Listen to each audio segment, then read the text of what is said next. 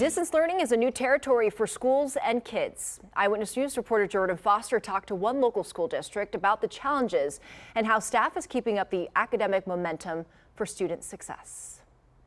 Schools are closed, but districts have started what they call distance learning to try to keep their students engaged. One of the things that we're doing now is we're finding ways to utilize teams of staff at our campuses to reach out to students. Barry Perez with Northside ISD says for them, this happens one phone call at a time.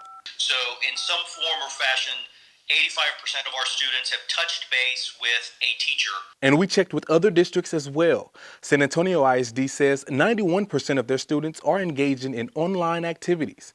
And over at Northeast ISD, they say they've reached about 98% of their students. Perez says now the focus in his district is reaching the remaining 15% of students. If a mom or dad are still working, perhaps they're essential employees and they're still having to go to a job physically outside of the home, we're finding that sometimes older siblings are having to take care of younger siblings and it may be preventing them from engaging fully. He says they're working on alternative solutions for students they haven't gotten yet. We certainly want to work within the constraints that families may find themselves in and hours of the day or hours of the week that they certainly have available. Jordan Foster, KENS 5, Eyewitness News.